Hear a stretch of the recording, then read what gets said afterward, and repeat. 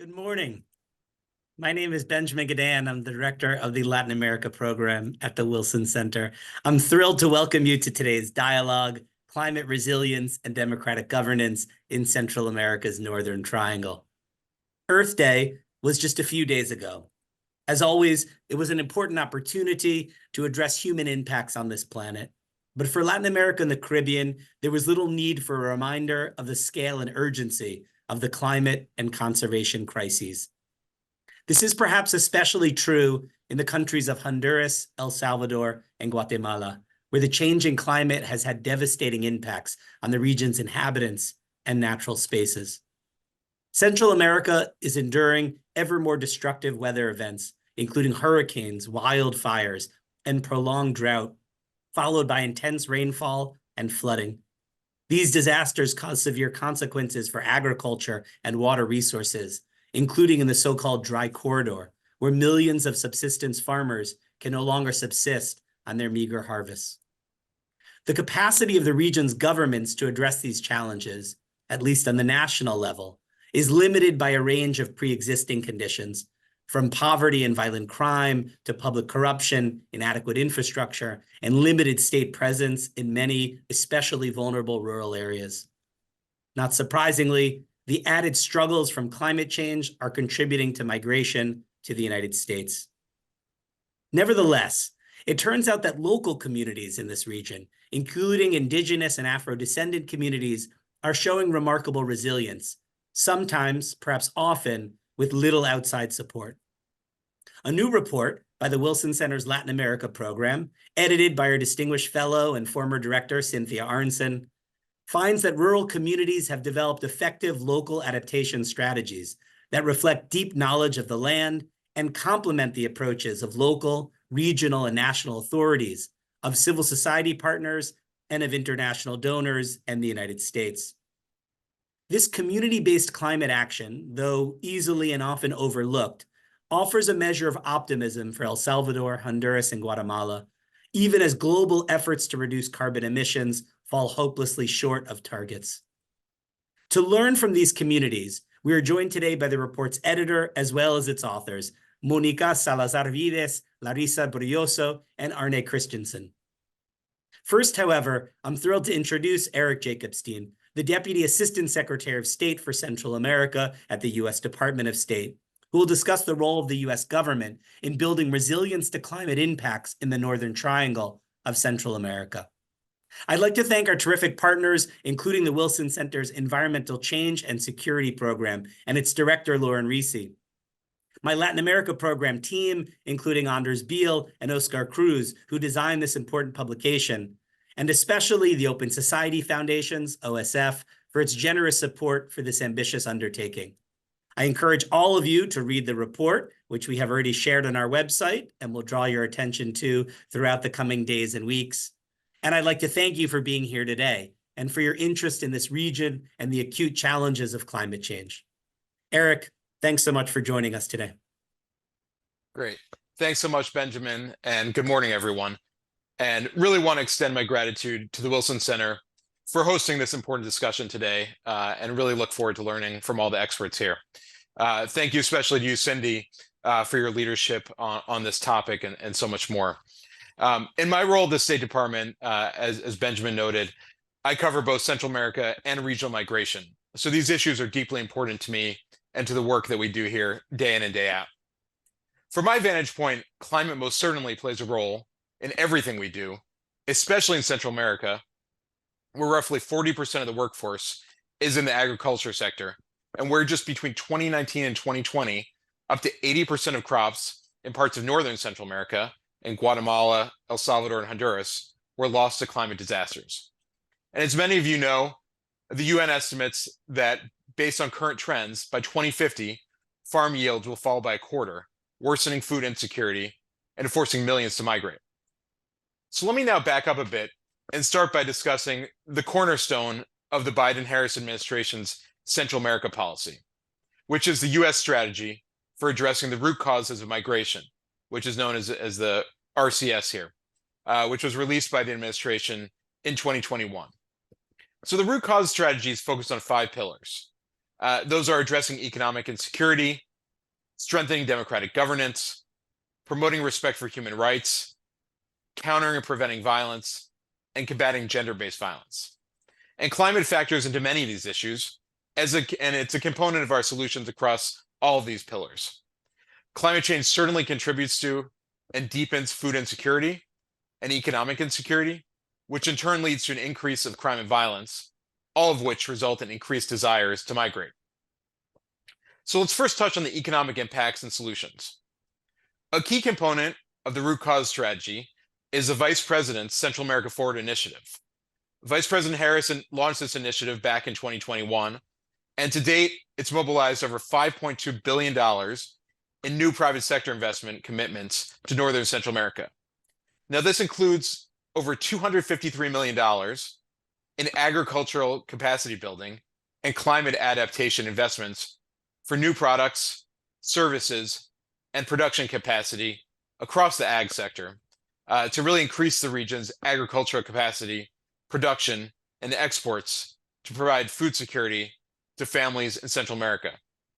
So as just one example, Deepening Impact, which is a Canadian impact investing firm and a partner under Central America Forward, has raised over $16 million in partnership with USAID for financial inclusion and renewable energy investments, and has several active deals in progress.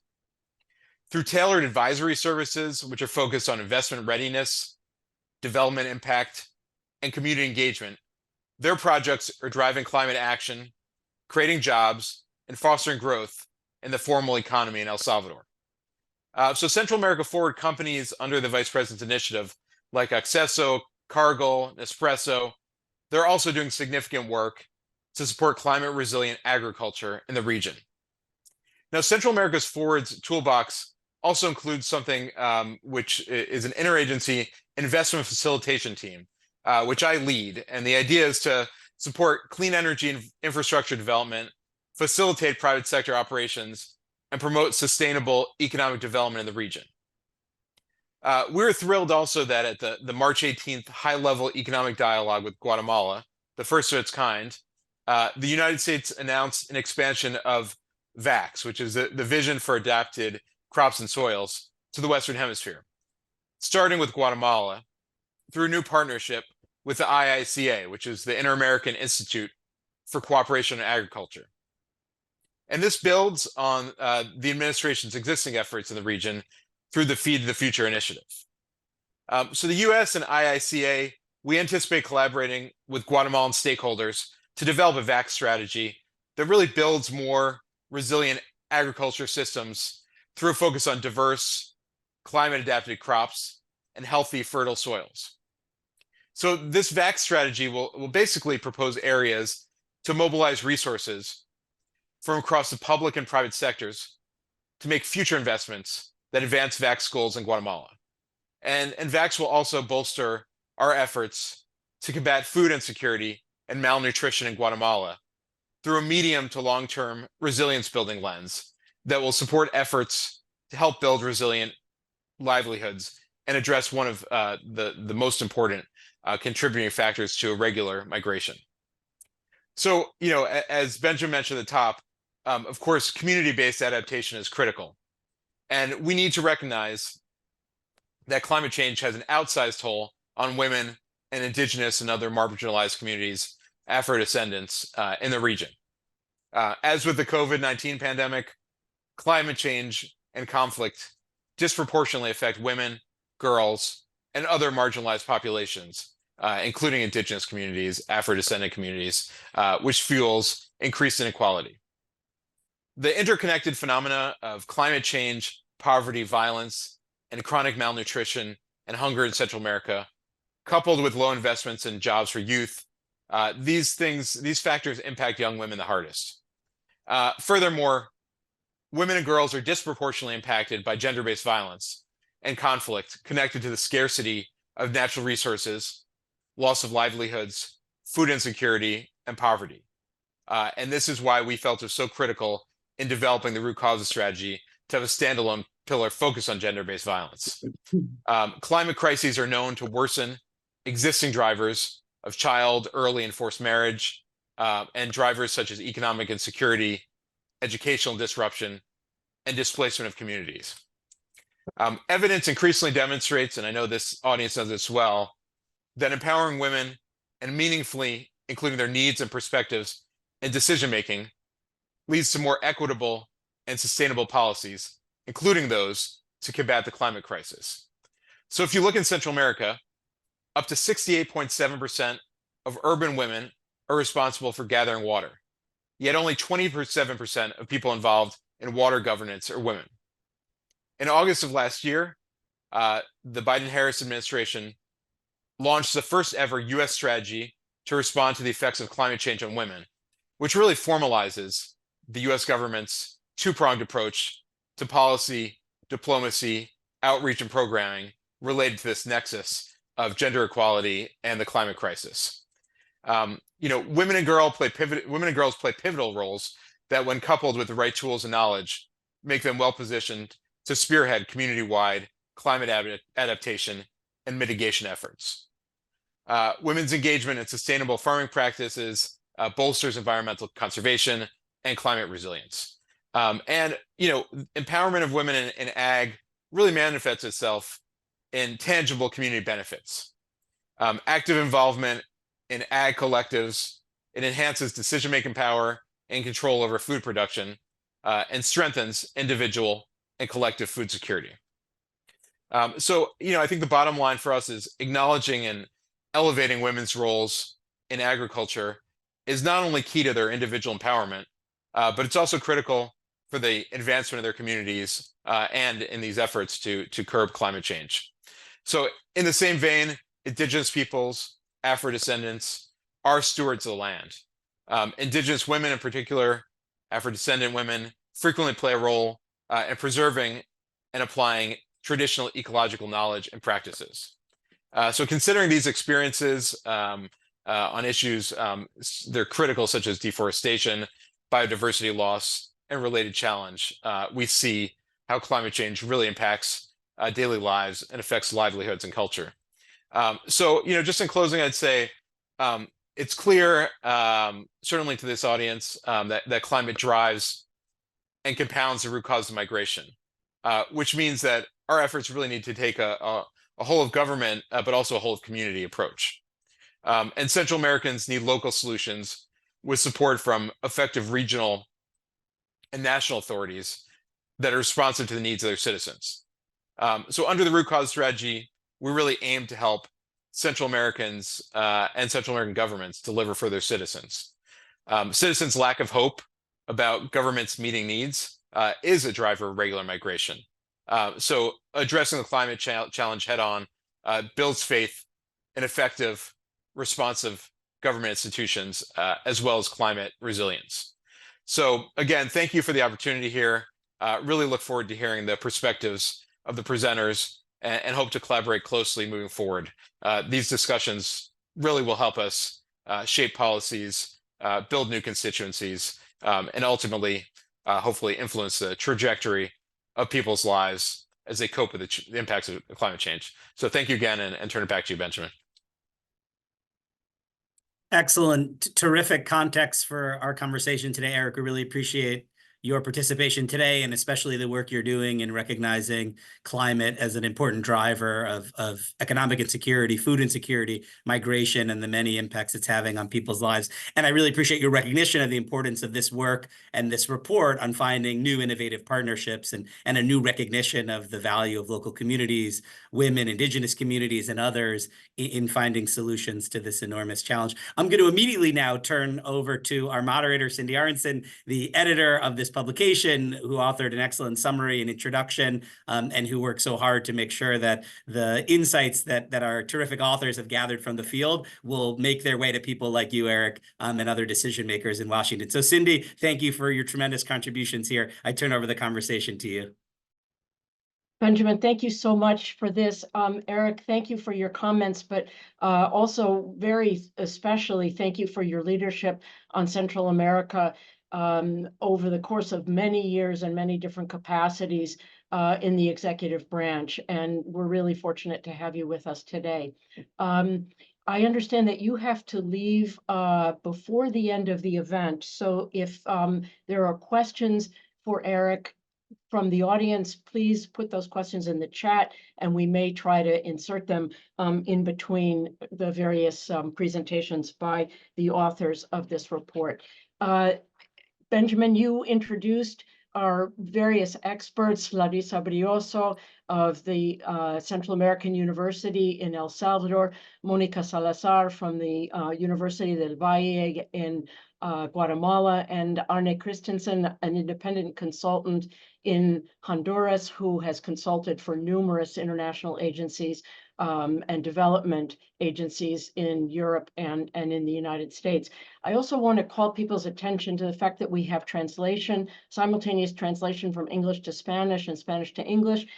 Just look at the bottom of your screen to the little globe, and you'll be able to choose the language. Our speakers will, I think, alternate between English and Spanish. Benjamin, you mentioned in your introduction the number of climate disasters that have afflicted Central America. I think this is the dominant image that people have of the impact of climate, of terrible hurricanes, of displacement, of floods, landslides. We also know that the dry corridor extends through a major part of the Northern Triangle countries of El Salvador, Guatemala, and Honduras.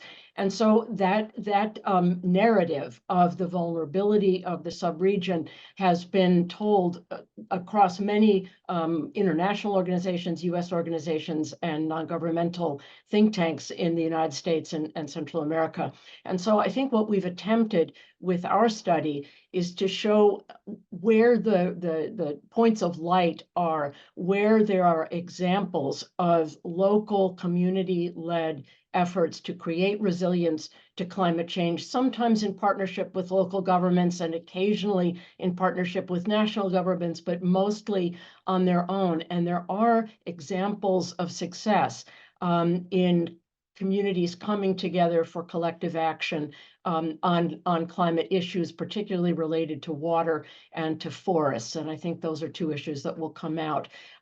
So I would like to focus on this more hopeful message that we had, certainly without being Pollyannish and minimizing the challenges that local communities face, not only from the inattention of national governments, but also the effects of groups of organized crime, narco trafficking, and whatever. The challenges are enormous, but there are really some hopeful signs. So I'll turn first to Mónica Salazar to give us some of the basics.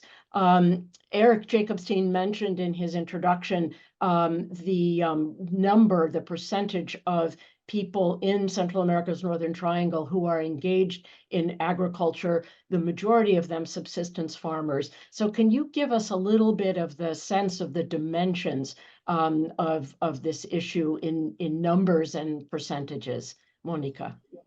Gracias, thank you. Well, Central America contains almost 10% of the world's biodiversity. An estimated 66 different indigenous people living on the isthmus, that's important, occupying 40% of its land and sea surface.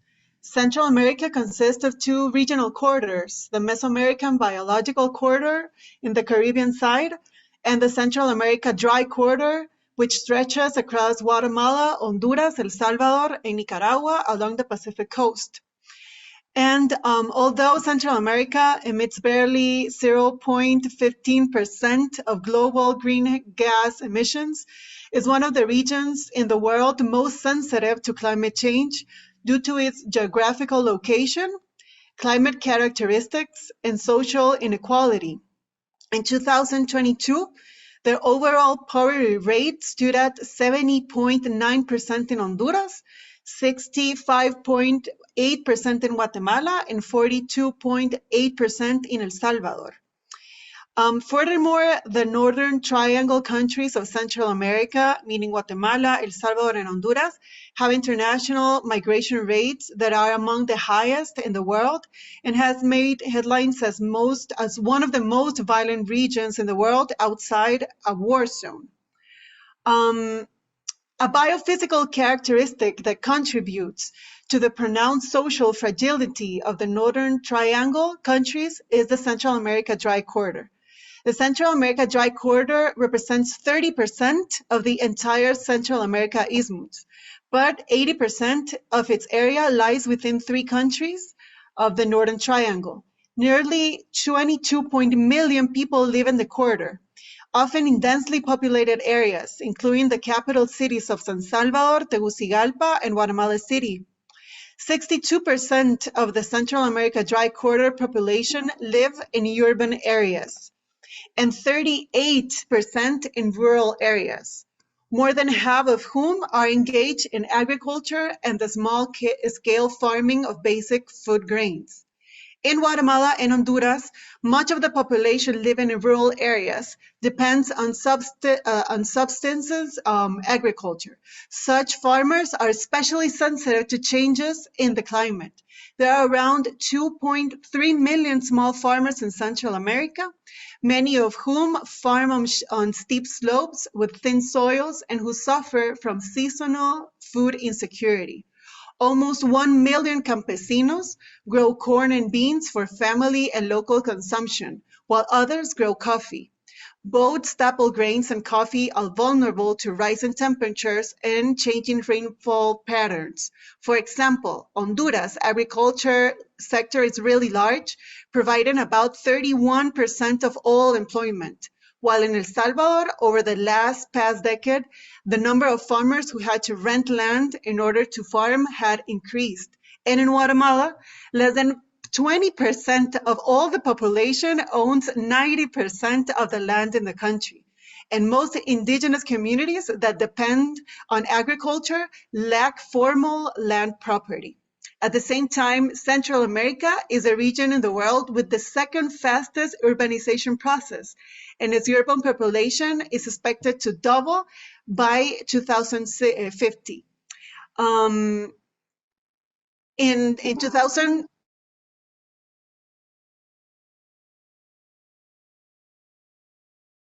Something happened. We lost Monica. While Monica reconnects, there are a couple of questions in the chat for the Deputy Assistant Secretary, Eric. She's having technical problems, we know. So I'll just turn to those questions really quickly. Eric, I'll kind of group them. People are both grateful for the work that you've been doing on Central America, but also want to know how to be in touch and how to contribute to the Central America Forward efforts. So if there is an email of someone who works with you that you would be willing to share now or subsequently, that would be very helpful. And then another question very specifically, which has to do with the geographic location of the project in Guatemala that you just mentioned. Great. Thanks, Cindy. Appreciate it. So in terms of Central America Forward, absolutely. We'll follow up and provide contact information and would welcome participations on this. Central America Forward has been really critical, we think, in catalyzing private sector investments that address these drivers of migration. And we hope that Central America Forward will continue to really make climate adaptation a central theme of collective action in the region. As you know, President Biden committed to request $4 billion over 4 years in foreign assistance for Central America, which has been critical. But on top of that, this private sector investment can have a huge role in many areas, including climate resilience. And on the geographic location of the project, happy to get back to you on the specifics there. Thanks very much. I think we'll turn, Monica's back. Thank you. Monica, do you want to finish your presentation? I'm not sure if you had more of the overview that you wanted to share with us. Yeah, I just wanted to say that 74% of the population of El Salvador, that is the smallest country in Central America, live in urban areas. And in contrast, 79% in Honduras and 52% in Guatemala. So each country faces climate risks that are different, even though the boundaries between rural and urban areas in the Northern Triangle are diffuse and porous. So that's the only thing that I wanted to share. Yeah, thank you. Great. Well, thanks for that excellent overview. Larissa, I'm going to turn to you to discuss the case of El Salvador. You focused specifically in two departments in Ahuachapan and Chalatenango on a project called Raíces, Roots, that is supported by Catholic Relief Services with a number of international partners, including the U.S. government. And water is central to that, improving the quality of soils, and empowering local communities to participate in decision-making. So I was wondering if you could describe to us how that project works, what the focus is, and what the main lessons or takeaways might be. Sí, bueno, buenos días. Gracias por el espacio, ¿verdad? Voy a explicar en inglés este trabajo que hemos hecho. Básicamente nos contactamos con una institución que es socia de la universidad por muchos años, Catholic Relief Service. Ellos tienen trabajo no solo en Chalatenango, y que está en la zona paracentral del Salvador, y en Ahuachapán, que está en la zona occidental, sino que también en la zona oriental, en Morazán, desarrollando un proyecto que denominan Raíces. Raíces es un proyecto que intenta mejorar el paisaje agrícola. Y esta visión del paisaje agrícola es una visión bastante amplia que intenta incorporar no solo la imagen del cultivo, de los animales, sino también de las personas interrelacionando, interactuando en estos espacios. El programa que desarrollan se llama ASA, Agua y Suelo para la Agricultura, y se fundamenta en 6 pilares. El primer pilar que ellos sostienen, el primer principio es mantenerlo simple. Este programa busca enseñar y formar a los líderes comunitarios, a las organizaciones comunitarias, utilizando su propio lenguaje, retomando sus propias prácticas, haciéndolo de una manera que sea fácil para ellos ponerlo en práctica, enseñar, practicar y conversar con otros, construir comunidades de aprendizaje es uno de sus principios. El segundo principio que ellos plantean es mantener al agricultor al centro. Es decir, que no sean los proyectos el centro de la ejecución, sino que las personas que forman parte de estos proyectos, cómo estos proyectos contribuyen a su bienestar, al de sus familias, al de sus comunidades. El tercer principio que ellos desarrollan es cultivar una visión compartida, y esto es una de las grandes lecciones aprendidas. Raíces genera un proceso de diálogo entre los diferentes territorios dentro de los mismos departamentos, pero también entre los diferentes departamentos. Durante nuestras visitas de campo pudimos observar en Ahuachapán líderes viniendo de Chalatenango, líderes viniendo de Morazán a interactuar, a compartir sus experiencias de trabajo, lo que fortalece la capacidad de agencia y les da un sentido de pertenencia mucho mayor. Dentro de esta misma visión, el proyecto busca trabajar a escala, no solo generando estos tejidos sociales en cada uno de los territorios entre los actores que están involucrados en el trabajo agrícola, sino también, ¿verdad?, generar alianzas con otras instituciones.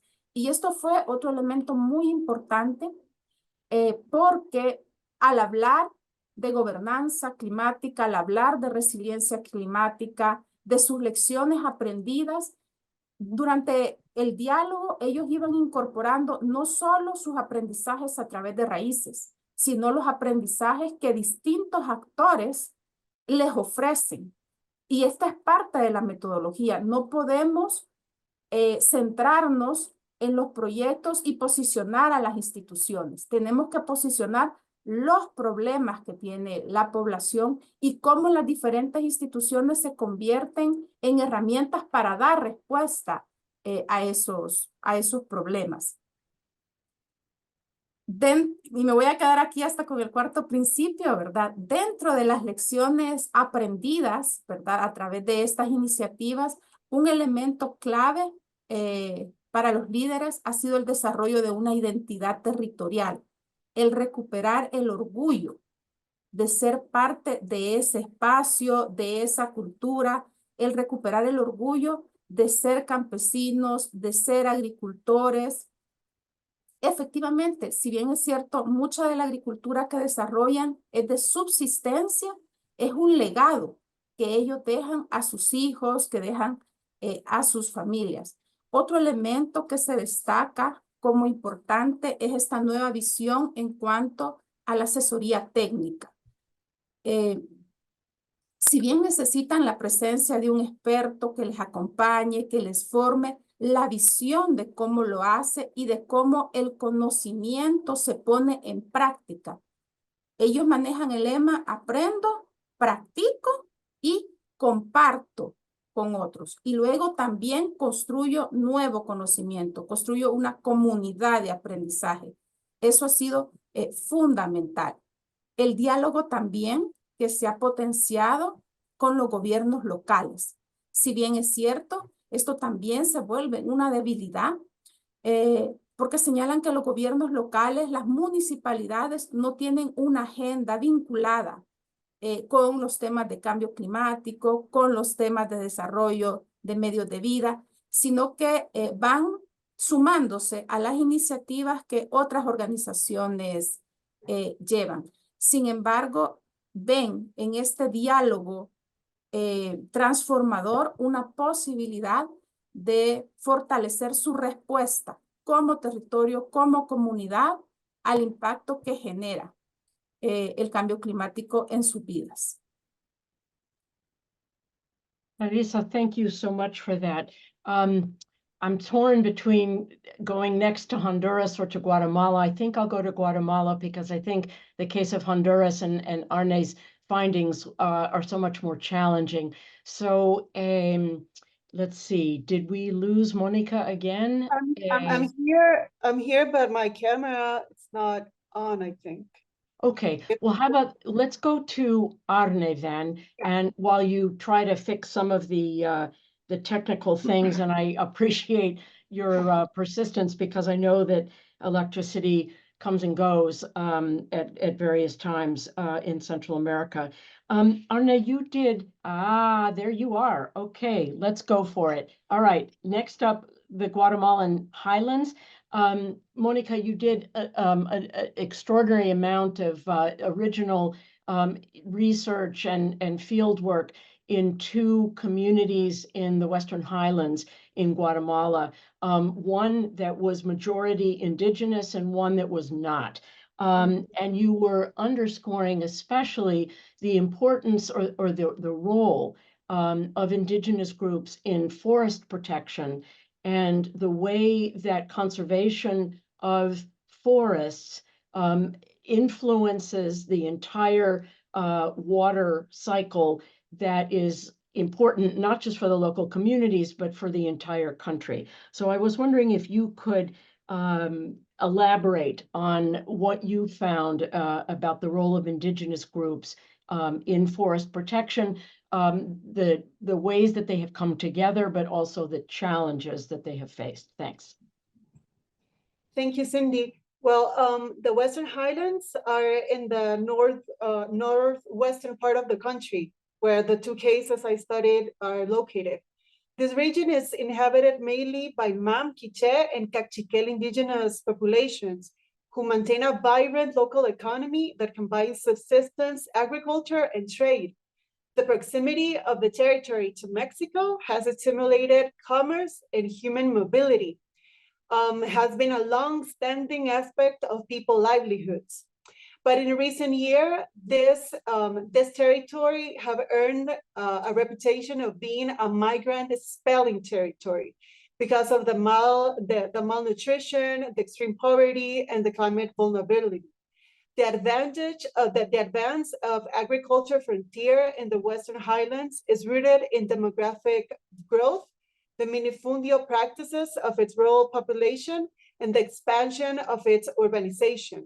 Notwithstanding these dynamics, more than a third of Western Highlands is still covered by pine and oak forest. The preservation of this forest stands is strategic. Important rivers basins such as the Motagua originate in the upper parts. These biophysical characteristics make the highland forest important water recharge zones that supply water not only to surrounding communities, but also to cities and other parts of the country.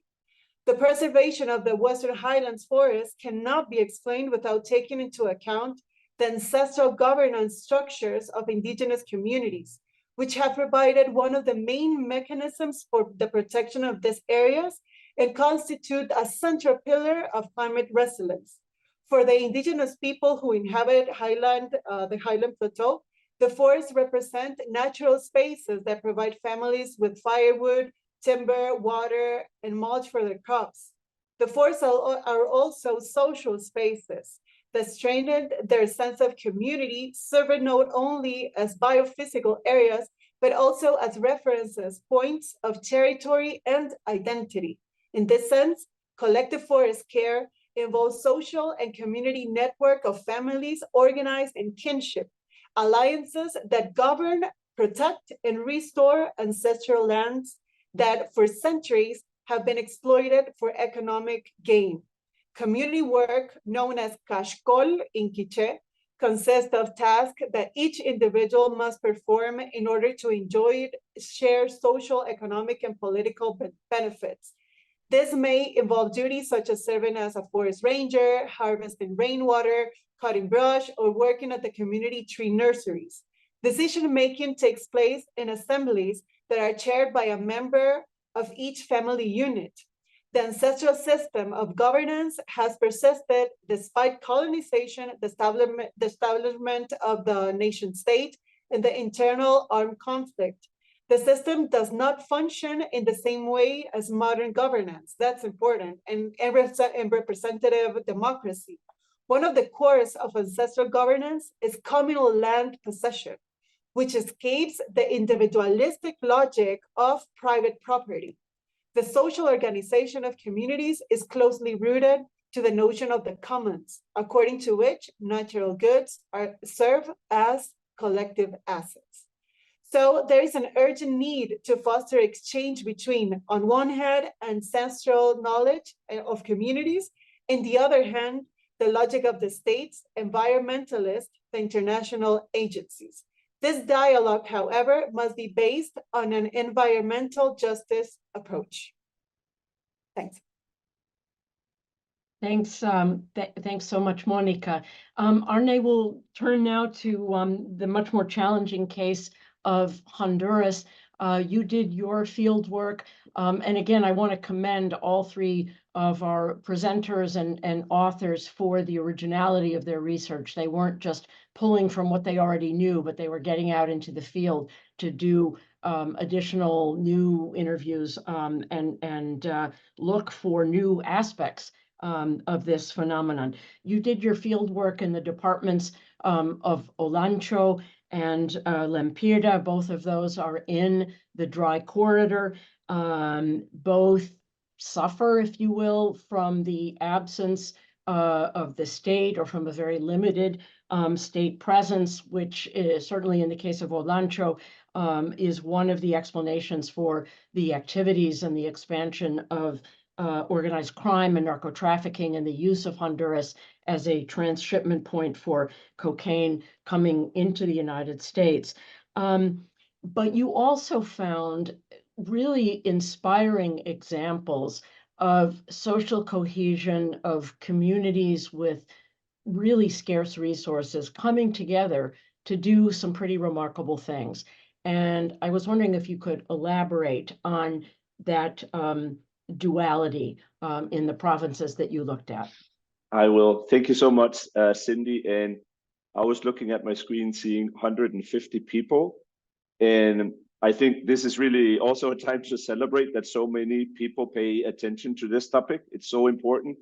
And, you know, we always talk about climate change, and it's really an issue where everyone needs to get together across sectors. So I think everyone that's probably listening in share the necessity to look at this challenge.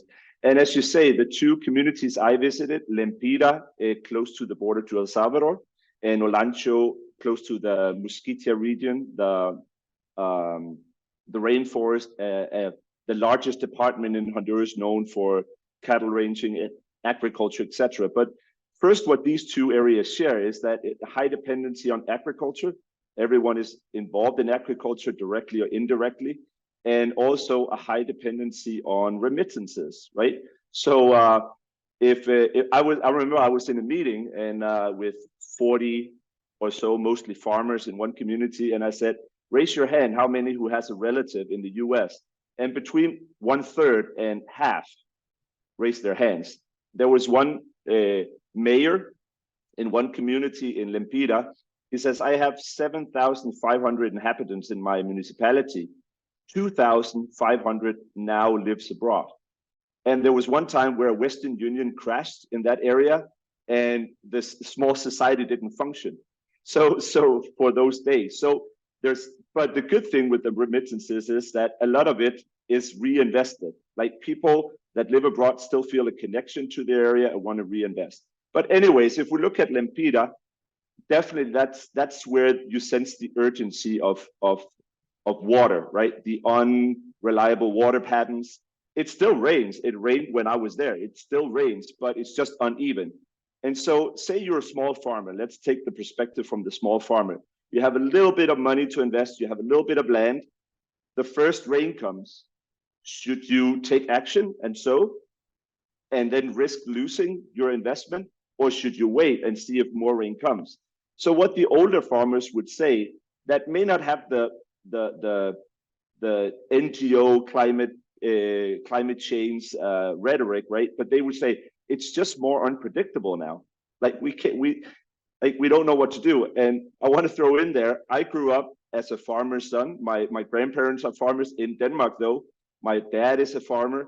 So I remember the struggles of being a small farming family and not being able to survive on just the land. So even though, of course, the context here is different, there are some similarities when you're a small farmer and you really sense the issue of water.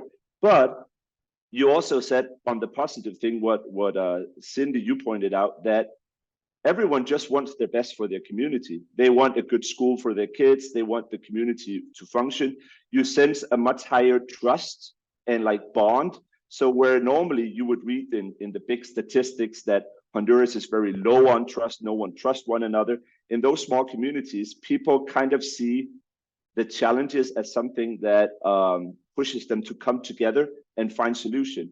They're very, my impression, very open to learn, very open to adapt, just trying to figure out who can help us. And a lot of them sense somehow being abandoned by the central government. And this is going decades back, right? They feel like we feel forgotten.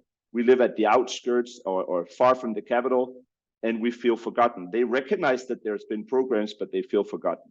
So Lempira, more urgency with the water issue. There is water, but you need investment to do irrigation, to drill wells, to find new water sources, etc. Local committees, water councils are super important. Now in Olancho, you would find similar things. It's small farming communities. And the ones I visited seem very peaceful and harmonic and nice people. But you sense in that area that there are some larger things at play. This is an area, as you said, Cindy, where cocaine come in from South America. There's a new, people call it a drug highway through the Musquitia forest to connect to the big city Catacamas. And illegal logging has taken place for decades, right? So you sense that some of these problems are beyond what a local community can really do something with, right? So when I asked the people in the communities, I said, what's the difference now between years back? Oh, there used to be more forest here, right? And we're worried that if the main rainforest disappears, what would protect us from hurricanes? So it's important, ending on, I wanted to just Eric, I like what he said about the root causes. Sometimes I think we use the term root causes a little bit. Oh, this is the root cause, but what is the root causes of the root causes in a way? And I think there's something in when we're looking at solutions where we need to talk about how is the whole agriculture sector composed? Why do these farmers have so little land? Of course, you can't survive on so little land. What are the prices to the inputs you need? Sowing seed, fertilizer. Another thing is somehow the problems with the cocaine that we use in Europe or in the US. Right now, they take control over the territory, which is a big problem. And I don't know, Cindy, I see that Eric is heading off. Do you want to see if you can catch some questions? Eric, I don't want to abuse your time if you need to jump off.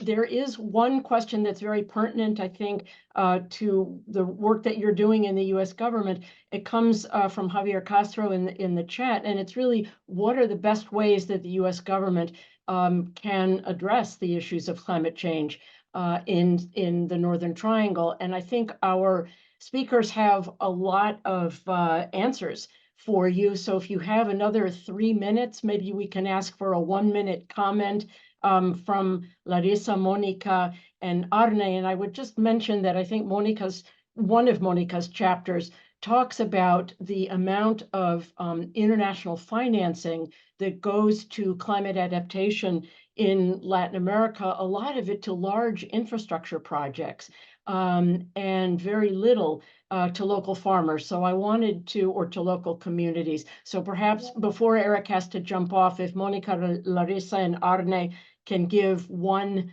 minute capsule summaries of what they think the U.S. government should be doing, and other international donors.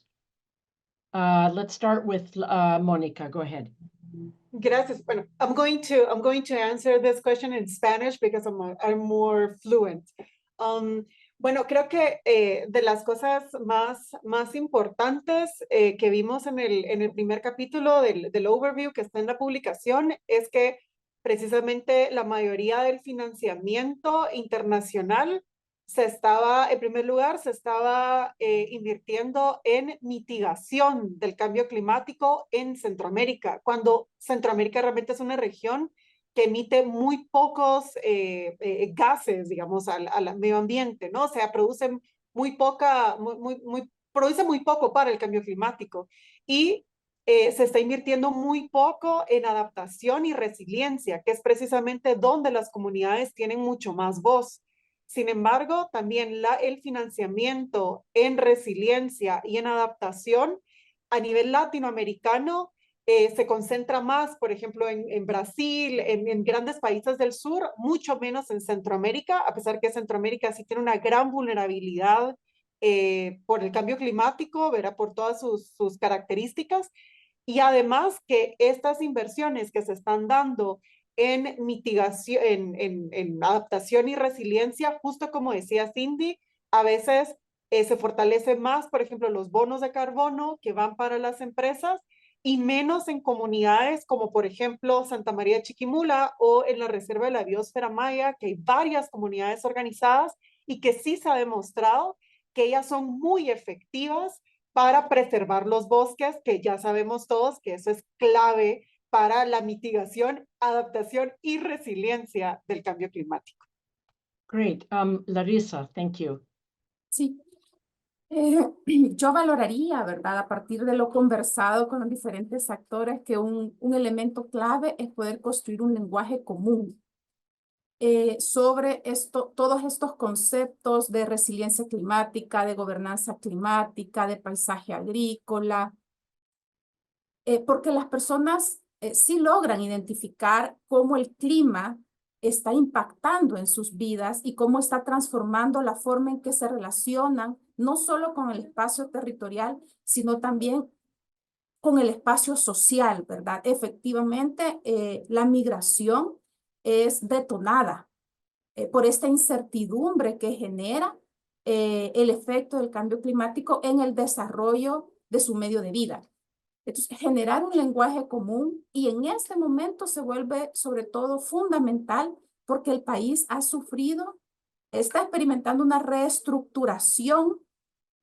Pasamos de tener 262 municipalidades a tener 44 municipalidades tenemos entonces un flujo, una nueva dinámica política y necesitamos generar esa conciencia en estos nuevos funcionarios sobre la importancia de dar respuesta, de dar una respuesta organizada a las demandas que nos hace el territorio en términos medioambientales y sociales.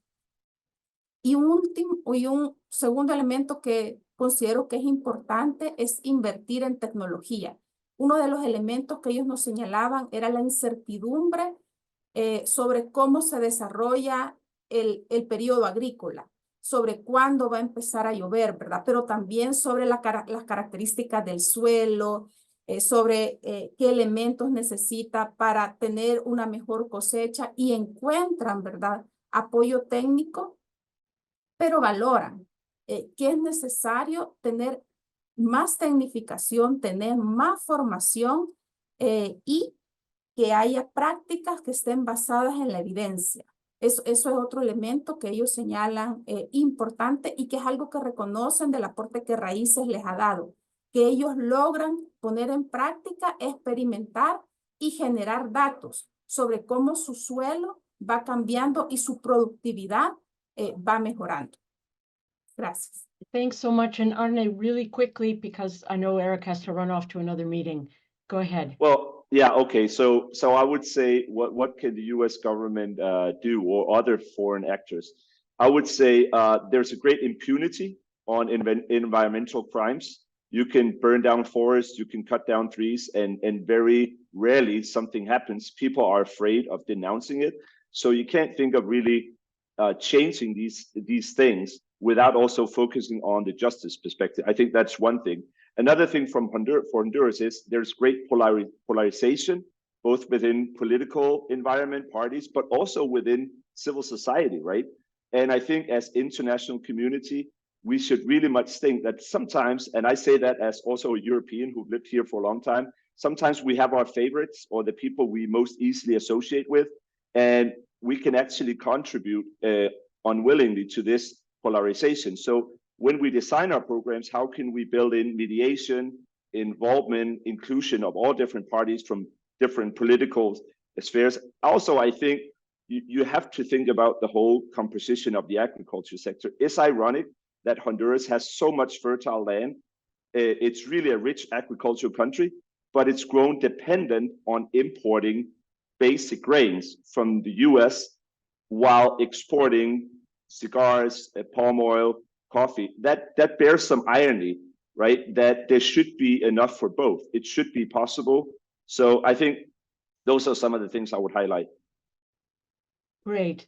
Thanks again, Eric, for joining us. Thank you for the tremendous leadership that you've been providing for so many years on Central America. So we'll let you go. We'll continue with the conversation. And I'd actually like to pick up with the last comment that Arne made about... Thanks so much, Cindy. Appreciate it. Thank you. All right. Take care.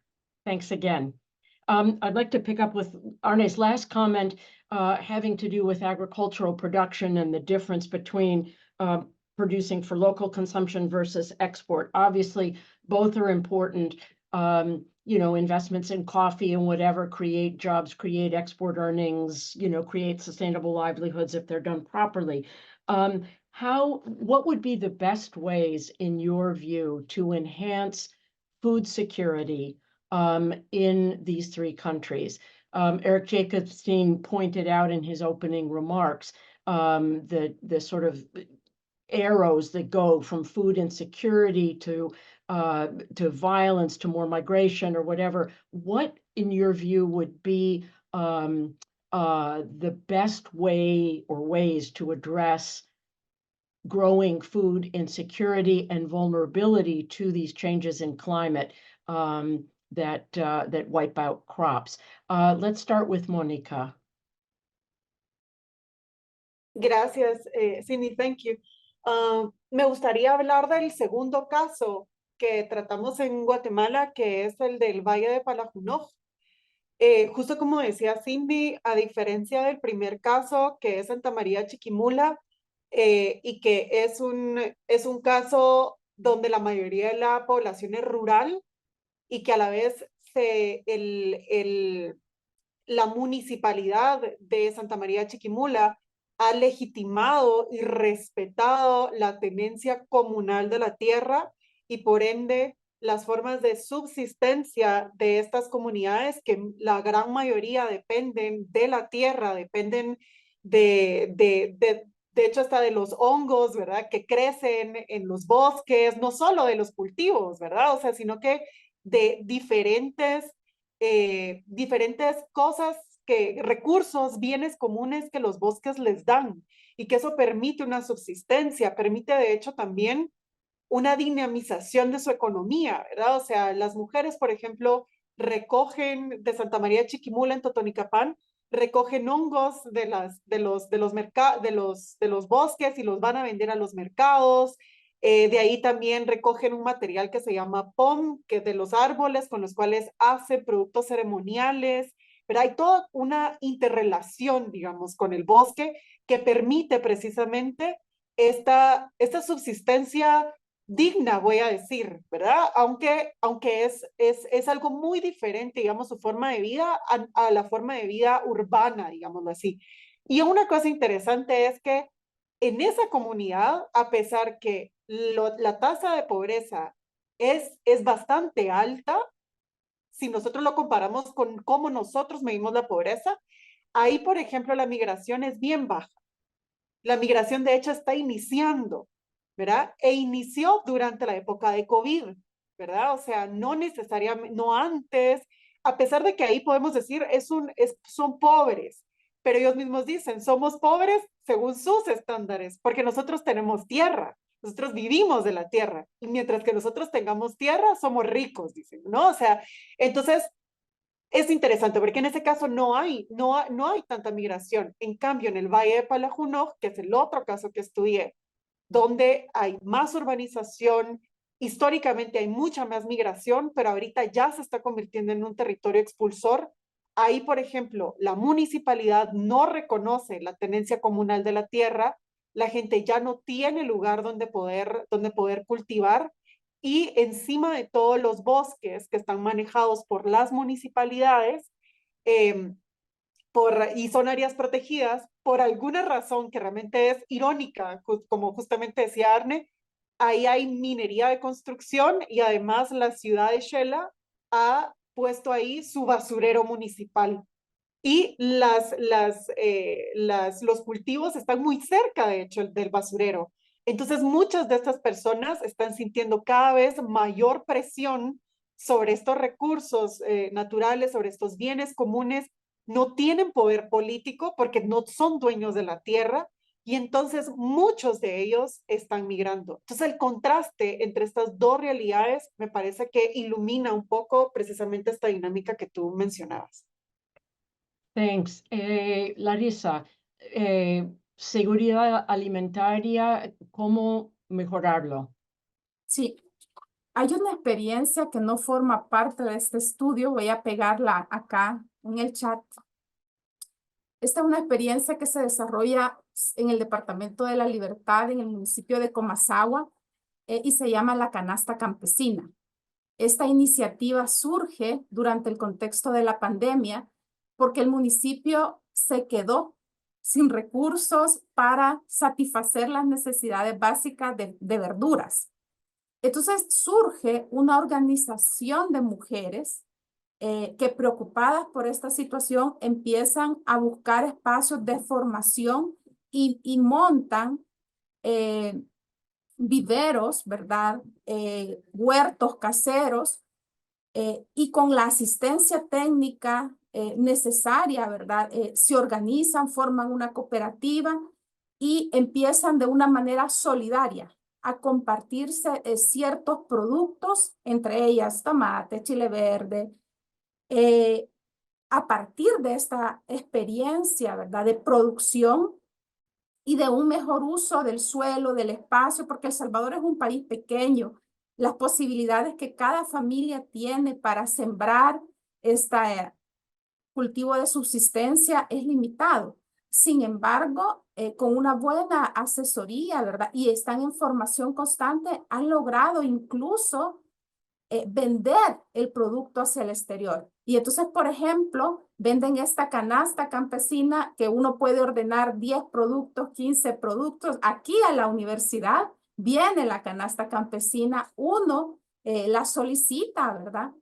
Y es una experiencia positiva de cómo en los territorios se puede generar esta sostenibilidad, ¿verdad? Hay otras experiencias también en el departamento de Morazán que han sido implementadas por el Programa Mundial de Alimentos, que han sido también muy efectivas, ¿verdad? En generar esta producción que permite no solo proveer a las familias de una variedad de alimentos, ¿verdad? Y no el típico solo frijol, maíz, ¿verdad?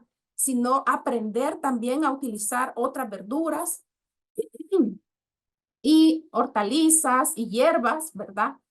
Que ha sido muy efectiva, pero el elemento clave acá ha sido la organización comunitaria, ¿verdad? El acompañamiento sostenido a nivel técnico por parte de las organizaciones y la comprensión de la relación que se tiene que establecer entre la producción y estos mercados, ¿verdad? En cómo se generan cadenas de comercialización de los productos.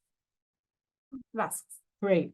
That last point I think is especially important, is creating these value chains, cadenas de valor, so that people have reliable purchasers of the agricultural produce, not only for subsistence, self-consumption. Arne, go back to you on this question of food security. If you could elaborate a little bit more, and it relates to a question that's in the chat, which has to do with land tenure, which is an important theme running through the report. Are there problems with land ownership titles, seguridad jurídica, on tenencia de la tierra? And if there are problems there, are there ways for the international community to help out? That question comes from Flavio Linares. So if we could continue on that. Go ahead. Thank you so much. So I think with food security, I think it's important to say initially that food security stems from multiple things. So of course, if it doesn't rain, right, and you can't grow anything, that food security becomes an issue. But again, taking the perspective as a farmer, if I have very, very little land because there's been a lack of land reform and I'm pushed on to poor and poorer land, even though it rained, can I really survive on this little land I have? And Monica mentioned this initially. It's kind of hard to look at the agriculture sector that employs so many people without thinking about what is the composition of land? How is it divided? Because do we really expect a small farmer with less than 1 hectare of land to survive on that, even though it would rain, right? And the other thing is, again, if you talk to the farmers, yes, they would mention the rain, the climate change, the possible hurricanes, but which they've known for a long time. But they would also mention we're not paid enough, right? So I come from an agricultural country in Denmark where the agriculture is heavily subsidized, right? And we support our agriculture. And what a lot of local farmers say is that they feel abandoned, that there's not that much access to loans to support. Sure, there is something, and they're happy to whatever support they can get. But can they really compete in that international market? That's the question. And I think regarding the issue of the question that was in the chat, so out in Olancho and further into the La Mosquitia, I've gone there numerous times recently. And you see the rainforest is destroyed. It's horrible to see, right? Where people would say there used to be a forest here, and you can see the forest just on the other hill, and then you just see trees that are cut down, that are burned. We even came across some people with chainsaws, right? And it's just taking place, right? And still, I would one person out there said 999% of farmers are good farmers with a little bit of cows and a little bit of land, but they're big landowners with a lot of cows. There are several reports. You could point to some of the reports from inside Crown, there's been some good articles in The Guardian about how agriculture really is a facade cattle ranching is a facade for controlling land from the drug traffickers. And just a last point I found is that sometimes you would say, oh, it's a big problem. There are too many cattle, right? It's just expensive agriculture. There's too many cows. And I know that the statistic on cows may not be so reliable, but I actually found, looking at all statistics, that Costa Rica and Honduras, the amount of cattle they have are not too different, right? And Costa Rica is half the size, but they don't cut down the forest with the same speed as happens in Honduras. So this points to me that maybe the problem is not the amount of cattle ranching, it's more the lack of regulation. And out there in Olancho, local farmers can get what is called a CUF, like a document to say they're allowed to steward the land. But really, there is land grabbing. There are big farmers that control large area. And because you're afraid, because there's impunity, you will not say if someone is burning down the forest. Like you're afraid of saying it, right? So you just keep to yourself.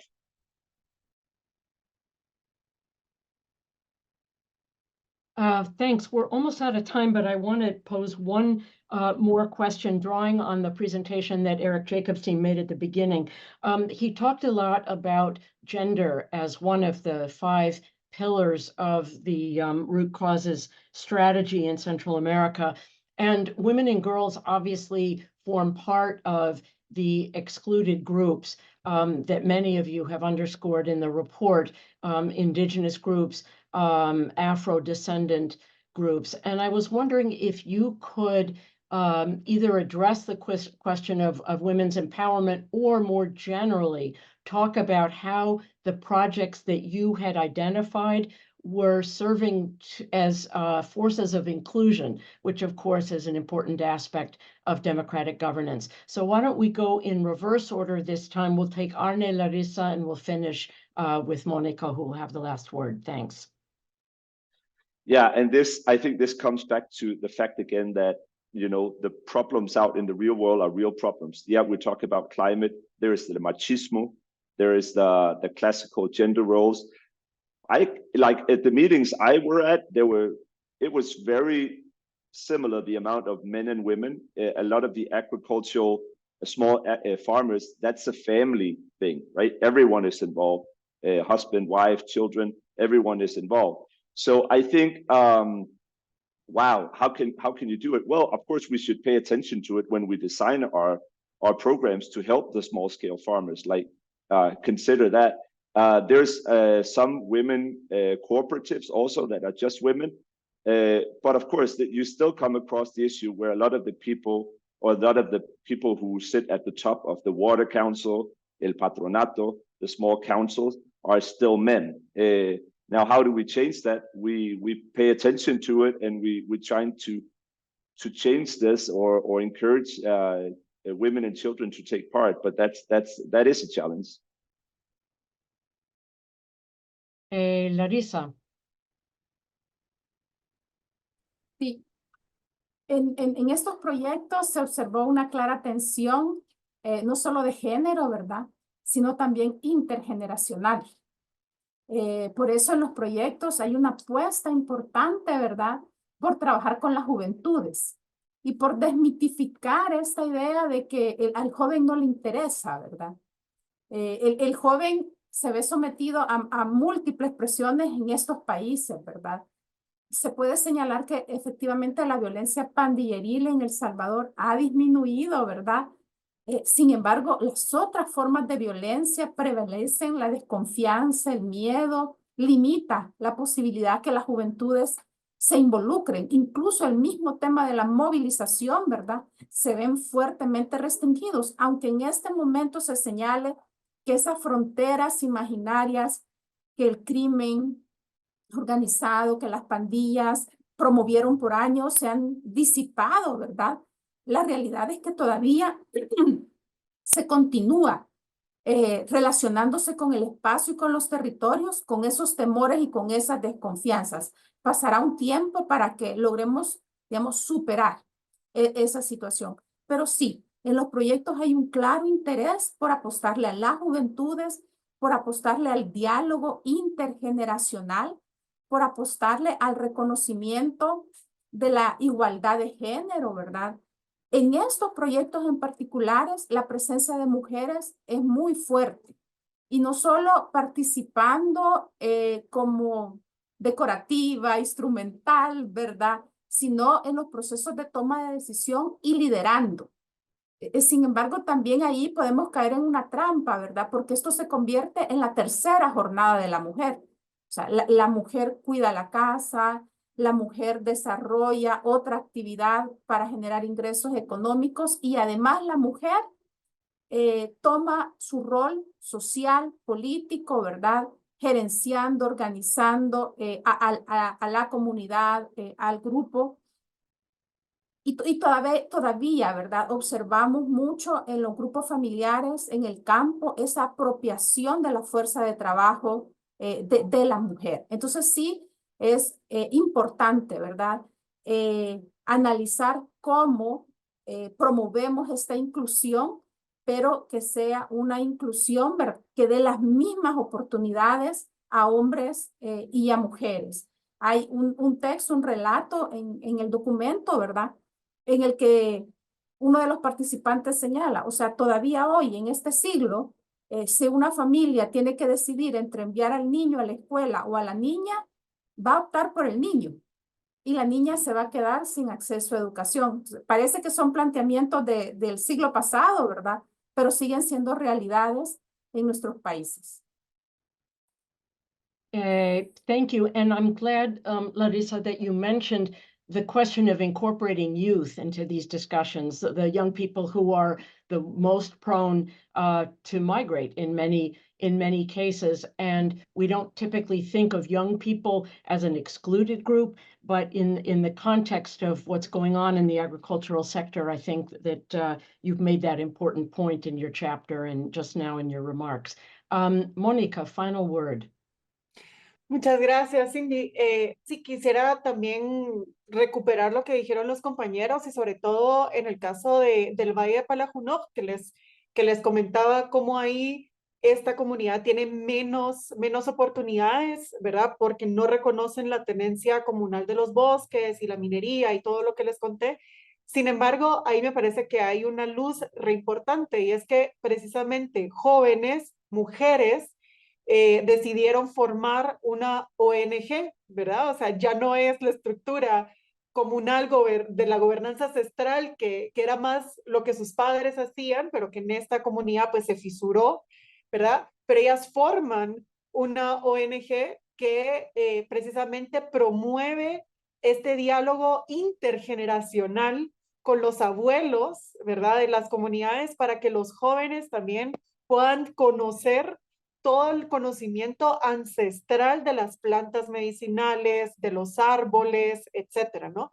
Y una apuesta de ellas, precisamente, como les conté, que esta es una comunidad migrante, entonces hay muchas mujeres, hay más mujeres que hombres.